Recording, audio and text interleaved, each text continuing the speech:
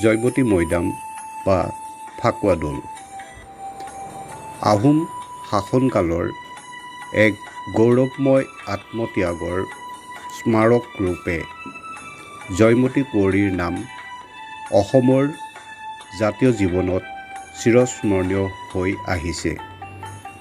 দেশ, জাতি আৰু স্বামী গদাপাণি কোঁৱৰৰ জীৱন ৰক্ষাৰ বাবে জয়মতী কুঁৱৰীয়ে কৰা আত্মবলিদানৰ কৰুণ কাহিনীৰে সকলোৰে হৃদয়ত অতীজৰে পৰা আলোড়নৰ সৃষ্টি কৰি আহিছে। জেৰেঙা পথাৰত জয়মতী কুঁৱৰীৰ আত্মত্যাগৰ সাক্ষ্যৰূপে বৰ্তমানেও জিলিকি আছে জয়সাগৰ পুখুৰী আৰু জয়দৌল। শৰাইঘাটৰ যুদ্ধৰ পৰৱৰ্তী সময়ত আহোম ৰাজতন্ত্ৰৰ বিষয়া আৰু ডা-ডাঙৰীয়াসকলৰ মাজত চলা ক্ষমতাকেন্দ্ৰিক যুঁজ আৰু স্বৰ্গদেউ উদয়াদিত্য সিংহৰ ধৰ্মীয় বিষয়ত গ্ৰহণ কৰা অবিচাৰৰ পৰিণতিত আকস্মিকভাৱে দেশৰ মাজলৈ অৰাজকতা নামি আহিছিল। ৰজাৰ ধৰ্মক প্ৰজাৰ ধৰ্ম কৰিবলৈ চেষ্টা কৰাৰ পৰিণতিত স্বৰ্গদেউ উদয়াদিত্য সিংহ অধীনস্থ ডাঙৰীয়া বিষয়াৰ ষড়যন্ত্ৰত সিংহাসনচ্যুত হৈ মৃত্যু হ'ব লগা হৈছিল। ১৬৭৩ খ্ৰীষ্টাব্দত ক্ষমতালোভী দেবেৰা বৰবৰুৱাই ৰজাৰ ভায়েক সৰুগোহাঁইৰ লগত চক্ৰান্ত কৰি স্বৰ্গদেউ উদয়াদিত্য সিংহক বিষ খুৱাই হত্যা কৰাৰ পিছৰ পৰাই আহোম ৰাজতন্ত্ৰত ৮ বছৰ ধৰি এক অন্ধকাৰ যুগ বিৰাজ কৰিছিল। আহোম ৰাজতন্ত্ৰৰ এই চৰম অস্থিৰতাৰ সময়ছোৱাত মাত্ৰ ৮-৯ বছৰৰ ভিতৰতে ৭জন ৰজাই তলতীয়া ডাঙৰীয়া আৰু বিষয়াসকলৰ ইচ্ছা অনুসৰি পুতলা ৰজাৰ দৰে দেশ শাসন কৰিব লগা হৈছিল। অৱশেষত অত্যাচাৰী চুলিকফাক সিংহাসনচ্যুত কৰি তুংখঙীয়া ৰাজবংশৰ লাঙি গদাপাণি কোঁৱৰে ১৬৮১ খ্ৰীষ্টাব্দত আহোম সিংহাসনত আৰোহণ কৰি দেশত বিৰাজ কৰা অন্ধকাৰ যুগ আৰু ৰাজনৈতিক অস্থিৰতাৰ অৱসান ঘটাবলৈ সক্ষম হৈছিল। ১৬৮১ খ্ৰীষ্টাব্দৰ আগষ্ট মাহত লাঙি গদাপাণিয়ে আহোম মতে চুপা তফা আৰু হিন্দু মতে গদাধৰ সিংহৰ নাম লৈ ৰাজপাটত আৰোহণ কৰে। গদাধৰ সিংহৰ ৰাজসিংহাসন আৰোহণ সম্ভৱপৰ হৈছিল একমাত্ৰ পত্নী জয়মতী কুঁৱৰীৰ দেশ আৰু স্বজাতি ৰক্ষাৰ বাবে জেৰেঙা পথাৰত কৰা আত্মবলিদানৰ জৰিয়তেহে। লাইথেপেনা বৰগোহাঁইৰ জীয়ৰী আছিল জয়মতী কুঁৱৰী। লাইথেপেনা বৰগোহাঁই স্বৰ্গদেউ সুদৈভাৰ ৰাজত্বকালত শলাল গোহাঁই পদত আছিল। পিছলৈ সেন বৰগোহাঁই ভঙাই লাইথেপেনাক শলালৰ পৰা আনি বৰগোহাঁই পতা হৈছিল। স্বৰ্গদেউ সুদৈভাৰ পৰৱৰ্তী স্বৰ্গদেউ চুলিকফা ল'ৰাৰজা আৰু স্বৰ্গদেউ গদাধৰ সিংহৰ ৰাজত্বকালতো লাইথেপেনা বৰগোহাঁই পদত আছিল। কিন্তু নিজৰ শহুৰ হোৱা স্বত্তেও স্বৰ্গদেউ গদাধৰ সিংহই লাইথেপেনাক ৰাজদ্ৰোহ কৰাৰ বাবে বৰগোহাঁই পদৰ পৰা অব্যাহতি দিছিল। লাইথেপেনা বৰগোহাঁইৰ উপৰিপুৰুষ স্বৰ্গদেউ চাওলুং চুকাফাৰ লগত অসমলৈ অহা থাও মুং ৰাং নং বৰগোহাঁই বুলি জনা যায়। লাইথেপেনা বৰগোহাঁইৰ জীয়ৰী জয়মতী কুঁৱৰী গদাপাণিৰ ভাৰ্যা আছিল আৰু গদাপাণিৰ বায়েক বাউলী কুঁৱৰীক নামনিৰ বৰফুকন বন্দৰ বৰফুকনলৈ বিয়া দিয়া হৈছিল। জয়মতী কুঁৱৰীৰ মাক আছিল চন্দা দাৰু। লাইথেপেনা বৰগোহাঁইৰ 11গৰাকী পত্নী, 6জন পুত্ৰ আৰু 12গৰাকী জীয়ৰী আছিল বুলি জনা যায়। জয়মতী কুঁৱৰীৰ পিতৃ লাইথেপেনা বৰগোহাঁই পদবীত আৰু গদাপাণি ভিনীহেক বন্দৰ বৰফুকন নামনিৰ বৰফুকন ৰূপে স্বৰ্গদেউ চুলিকফাৰ ৰাজত্বকালত কাৰ্যনিৰ্বাহ কৰিছিল। এই দুয়োগৰাকী প্ৰভাৱশালী ডাঙৰীয়া আৰু বিষয়াৰ উপস্থিতিত জয়মতী কুঁৱৰীক চাওদাঙৰ হাতত মৃত্যু হোৱা ঘটনা অসম বুৰঞ্জীৰ এক আশ্চৰ্যকৰ ঘটনা। জয়মতী কুঁৱৰীৰ লাই লেচাই নামে দুটি কোঁৱৰ আছিল। কোঁৱৰ দুটিক এনায়েকৰ ঘৰত থৈ কুঁৱৰীক লগত লৈ গদাপাণি কোঁৱৰে ল'ৰা ৰজাৰ অত্যাচাৰৰ পৰা নিজকে ৰক্ষা কৰাৰ বাবে দেশান্তৰিত হৈছিল। ল'ৰা ৰজাই পাছত গদাপাণিক ধৰিবলৈ চাৰিওফালে টেকেলা আৰু চোৰাংচোৱা পঠায়, কিন্তু গদাপাণিক ক'তো বিচাৰি পোৱা নগ'ল। কিছুদিনৰ পিছত গদাপাণি কোঁৱৰক বিচাৰি নাপায় পত্নী জয়মতী কুঁৱৰীকে ধৰি আনিলে আৰু বিভিন্ন প্ৰকাৰৰ শাস্তি দি গদাপাণিৰ বাতৰি বিচাৰিলে। জয়মতী কুঁৱৰীয়ে কিন্তু নিজৰ স্বামীৰ কোনো তথ্য দিবলৈ অস্বীকাৰ কৰিলে আৰু স্বদেশ প্ৰেমৰ এক জীয়া ইতিহাস ভৱিষ্যত প্ৰজন্মলৈ ৰাখি থৈ জেৰেঙা পথাৰত 1679 খ্ৰীষ্টাব্দৰ 17 মাৰ্চ 13 দিনা নিষ্ঠুৰ চাওদাঙৰ হাতত 18 দিন অকথ্য নিৰ্যাতন ভুগি দেহ ত্যাগ কৰে। জয়মতী কুঁৱৰী আৰু গদাপাণি কোঁৱৰৰ মিলনৰ কাহিনী অতিকে ৰোমাঞ্চকৰ। জনা গাভৰুৰ গীত আৰু জয়মতীৰ মালিতাত জয়মতী কুঁৱৰী আৰু গদাপাণি কোঁৱৰৰ মিলন, জয়মতী কুঁৱৰীৰ আত্মবলিদানৰ কাহিনী হৃদয়স্পৰ্শী ভাষাৰে বৰ্ণনা কৰা হৈছে। স্বৰ্গদেউ চুলিকফা বা ল'ৰা ৰজাৰ শাসনকালত প্ৰকৃততে দেশ শাসন কৰিছিল লালুক খোলাইহে। চুলিকফাৰ শাসনত ৰাজফৈদৰ কোঁৱৰসকলে কোনো ৰাজদোষ নকৰা স্বত্বেও তেওঁলোকক গুপ্তভাৱে হত্যা কৰা বা অংগক্ষত কৰা হৈছিল।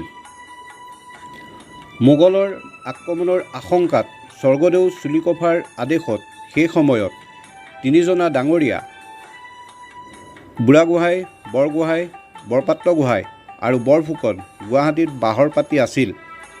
প্ৰকৃততে তিনিগৰাকী ডাঙৰীয়া আৰু বৰফুকনৰ ৰাজধানীত অনুপস্থিতিৰ সুযোগ গ্ৰহণ কৰি চুলিকফা স্বৰ্গদেউৰ ৰাজ আজ্ঞাৰ মোহৰ মাৰি লালুক খোলাইহে জয়মতী কুঁৱৰীক ধৰাই আনিছিল। জয়মতীক গদাপাণি পলাই থকা ঠাইৰ সম্ভেদ বিচাৰিছিল লালুক খোলাই। জয়মতী কুঁৱৰীয়ে ইয়াৰ কোনো উত্তৰ নিদিয়াত লালুক খোলাই গাঁঠি হাজৰিকাৰ জৰিয়তে কুকুৰা চোৱা চাওদাঙৰ হতুৱাই ভয়ানক শাস্তি দি হ'লেও গদাপাণিৰ সম্ভেদ উলিয়াবলৈ কুঁৱৰীক গতাই দিছিল। নিষ্ঠুৰ চাওদাঙে সগৰ্ভা জয়মতী কুঁৱৰী আৰু তেওঁৰ কোমল বয়সীয়া কন্যাক নি জেৰেঙা পথাৰত এজোপা কুটকুৰা গছত বান্ধি শাস্তি দিছিল। জয়মতী কুঁৱৰীৰ কন্যাৰ 3 দিন শাস্তি খোৱাৰ পিছত মৃত্যু হয়। জয়মতী কুঁৱৰীয়ে ক্ষমতাৰ শকত অন্ধ হৈ পৰা লালুক খোলাৰ পৰা দেশ ৰক্ষা কৰিবলৈ তুংখঙীয়া ফৈদৰ বাহুবলী ৰাজকোঁৱৰ তথা তেওঁৰ স্বামী গদাপাণিক ৰক্ষা কৰিবলৈ নিজ কন্যাক চকুৰ আগতে শাস্তি দি হত্যা কৰাৰ পিছতো গদাপাণিৰ কোনো সম্ভেদ দিয়া নাছিল। আৰু চাওদাঙৰ অকথ্য নিৰ্যাতন সহ্য কৰি একেৰাহে 18 দিন কষ্ট ভোগ কৰি জয়মতী কুঁৱৰীৰ জীৱনবন্তি নিৰ্বাপিত হৈছিল। কথিত আছে যে জেৰেঙা পথাৰত ৰাজবোৱাৰী জয়মতী কুঁৱৰীৰ ওপৰত চলোৱা এনে অমানুষিক নিৰ্যাতনৰ কথা সমগ্ৰ দেশতে প্ৰচাৰিত হৈছিল আৰু অকল্পনীয় মানসিক দৃঢ়তা, স্বামী প্ৰেমৰ অপূৰ্ব নিদৰ্শন দেখুওৱা সতী জয়মতীক এবাৰ নিজ চকুৰে চাবলৈ জেৰেঙা পথাৰলৈ হিলদৌল ভাঙি প্ৰজাৰ সোঁত বৈছিল। চাওদাঙে জয়মতী কুঁৱৰীৰ ওপৰত চলোৱা নিৰ্যাতন দেখি প্ৰজাৰ অন্তৰত প্ৰচণ্ড ক্ষোভৰ সৃষ্টি হৈছিল। গদাধৰ সিংহই 1681 খ্ৰীষ্টাব্দৰ আগষ্ট মাহত সিংহাসনত আৰোহণ কৰি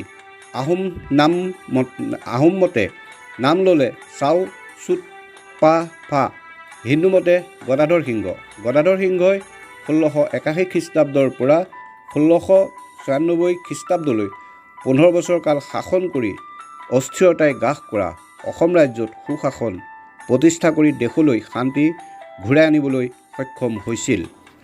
জয়মতী কুঁৱৰীৰ আত্মত্যাগৰ অক্ষয় স্মাৰক জয়সাগৰ জয়দৌল। 1696 খ্ৰীষ্টাব্দত গদাধৰ সিংহৰ মৃত্যুৰ পিছত পিতৃয়ে সবল ৰূপত গঢ়ি থৈ যোৱা দেশখনতে জয়মতী কুঁৱৰীৰ জ্যেষ্ঠ পুত্ৰ লাই কোঁৱৰে 1696 খ্ৰীষ্টাব্দত সিংহাসনত আৰোহণ কৰি আহোম মতে চুংখাংফা আৰু হিন্দু মতে ৰুদ্ৰসিংহ নাম লয়। স্বৰ্গদেউ ৰুদ্ৰসিংহক আহোম স্বৰ্গদেউসকলৰ ভিতৰত সৰ্বশ্ৰেষ্ঠ স্বৰ্গদেউ ৰূপে অভিহিত কৰা হয় আৰু তেখেতৰ ৰাজত্বকালক অসম বুৰঞ্জীত সোণালী যুগ ৰূপে আখ্যা দিয়া হয়। মাতৃ জয়মতী কুঁৱৰীৰ আত্মত্যাগৰ স্মৃতি যুগমীয়া কৰি ৰখাৰ মানসেৰে স্বৰ্গদেউ ৰুদ্ৰসিংহই জেৰেঙা পথাৰত জয়সাগৰ পুখুৰী খনাই তাৰ পাৰত জয়দৌল বা বিষ্ণুদৌল নিৰ্মাণ কৰে। জয়সাগৰ পুখুৰী খন্দোৱা আৰু জয়দৌল নিৰ্মাণ কৰাৰ ক্ষেত্ৰত এক জনশ্ৰুতি আছে। ৰুদ্ৰসিংহই ৰজা হৈ ৰাজ্যৰ বিভিন্ন কাৰ্যত বৰ্তি হৈ থকাত মাকৰ স্মৃতিত কোনো কাম কৰিব পৰা নাছিল। এদিন ৰজা ৰুদ্ৰসিংহই সপোনত মাকক দেখা পালে। মাতৃয়ে আহি তেওঁক ক'লে, গোহাঁইদেউ, মই উদ্ধাৰ পোৱা নাই, জেৰেঙাত মোৰ শৰীৰটো গেলি পেচি গৈছে। মাতৃ জয়মতী কুঁৱৰীয়ে সপোনত ৰুদ্ৰসিংহক লগতে ক'লে যে এই অৱস্থাৰ পৰা উদ্ধাৰৰ উপায় নাইনে। ৰুদ্ৰসিংহই এই সপোন দেখাৰ পিছতে জয়মতী কুঁৱৰীক যি ঠাইত চাওদাঙে শাস্তি দিছিল সেই ঠাইতে মাকৰ স্মৃতিত নাক বহুৱাই 110 পুৰা মাটিত জয়সাগৰ পুখুৰী খনাই তাৰ পাৰত জয়দৌল নিৰ্মাণ কৰে। 1700 খ্ৰীষ্টাব্দত জয়দৌল নিৰ্মাণ কৰা হৈছিল। ইয়াৰ পিছত ৰংগনাথ দৌলৰ ওচৰতে জয়মতী কুঁৱৰীৰ নামত এক খেৰ ওজনৰ সোণৰ মূৰ্তি সাজি ফাকুৱা দৌল বা জয়া মৈদাম বনাইছিল। জয়মতী কুঁৱৰী আৰু গদাপানীৰ কাহিনী অতীজৰে পৰা অসমৰ সমাজ জীৱনত প্ৰচলন হৈ আহিছে। জয়মতী কুঁৱৰীৰ আত্মত্যাগৰ ঘটনাক লৈ বিভিন্ন লোকগীত, মালিতা ইত্যাদি ৰচনা কৰা হৈছে। ৰূপকোঁৱৰ জ্যোতিপ্ৰসাদ আগৰৱালাই সতী জয়মতী কুঁৱৰীৰ দেশ আৰু জাতি ৰক্ষাৰ বাবে কৰা এই মহান আত্মত্যাগৰ ঘটনাই অনুপ্ৰাণিত হৈ 1935 চনত নিৰ্মাণ কৰিছিল প্ৰথমখন অসমীয়া কথাছবি জয়মতী। ৰূপকোঁৱৰে আশা কৰিছিল জয়মতী কুঁৱৰীৰ আত্মত্যাগৰ কাহিনী মহাভাৱ ব্ৰহ্মপুত্ৰৰ বিশাল ঢৌৱে দেশ বিদেশে প্ৰচাৰ কৰি জয়মতীক অসমৰ জনজীৱনত চিৰ প্ৰভাৱমান কৰি ৰাখিব। ৰংগনাথ দৌলৰ দক্ষিণলৈ ৰংপুৰ আৰু জয়সাগৰৰ মাজত পুৰণিয়ালি আৰু বৰালিৰ মাজত আহোম যুগৰ স্থাপত্যকলাৰ এক অভিনৱ স্বাক্ষৰৰূপে থকা দৌলটোৱেই হ'ল জয়মতী মৈদাম বা ফাকুৱা দৌল। স্বৰ্গদেউ ৰুদ্ৰসিংহৰ ৰাজত্বকালত 1703 পৰা 1704 খ্ৰীষ্টাব্দৰ ভিতৰত এই দৌলটো নিৰ্মাণ কৰা হৈছিল। কথিত আছে যে স্বৰ্গদেউ ৰুদ্ৰসিংহই ৰজা হোৱাৰ পিছত তেওঁৰ মাক জয়মতীৰ এটি সোণৰ প্ৰতিমা সাজি দিয়ে আৰু তাৰ পিছতে তাতে ফাকুৱা দৌলৰ আৰ্হিৰে খাপ খাপকৈ এটা মন্দিৰ নিৰ্মাণ কৰে। দৌলটো খাপ খাপ কৰি বহু ওখ কৰা আৰু তাৰ ওপৰলৈ মন্দিৰ। এই দৌলটোৰ ভিতৰৰ গহ্বৰ বহলে 14 হাত, 12 ডাঠে 2 হাত, ভিতৰৰ উৰল 12 হাত, 4 আঙুল, মন্দে বহল 2 হাত। দৌলটো খটখটিয়েদি ওখ 14 হাত। দৌলটো চাৰিওমেৰে দৌলৰ আৰ্হিৰ 8টা ইটাৰ পকী স্তম্ভ আছিল। ওপৰৰ মন্দিৰটো আৰু স্তম্ভসমূহৰ ভগ্নাৱশেষ বৰ্তমান আছে। জয়মতী কুঁৱৰীৰ লগত স্মৃতি বিজড়িত দৌলটো বৰ্তমান ভগ্নস্তূপতহে পৰিণত হৈছে। দৌলটোৰ চৌহদৰ চাৰিওকাষে বিভিন্ন ঘৰ দুৱাৰ বেৰি থকাত দৌলৰ সৌন্দৰ্য যথেষ্ট ম্লান পৰিছে। দৌলটো বৰ্তমান পৰিত্যক্ত প্ৰায় অৱস্থাতহে দেখা পোৱা যায়। দৌলটোৰ চৌহদৰ চাৰিওকাষে বেৰি থকা বিভিন্ন ঘৰ দুৱাৰে দৌলটোৰ সৌন্দৰ্য ম্লান কৰিছে। আনহাতে দৌলটোৰ চৌহদ বনলতাই আগুৰি অপৰিষ্কাৰ কৰি ৰখাৰ লগতে আবদ্ধ হৈ পৰা লেতেৰা পানীয়ে দৌলটোৰ চাৰিওকাষ কদৰ্যময় কৰি ৰাখিছে। পুৰাতত্ব বিভাগে এক কথাত দৌলটোৰ উপযুক্ত সংৰক্ষণ সৌন্দৰ্যবৰ্ধনৰ দিশত আওকণীয় মনোভাৱ লৈছে। দৌলৰ গাঁথনিৰ ইটা জহিক হৈ গৈছে। অপতৃণই দৌলটো আগুৰি ধৰি ইয়াক এক ভগ্নাৱশেষত পৰিণত কৰিছে।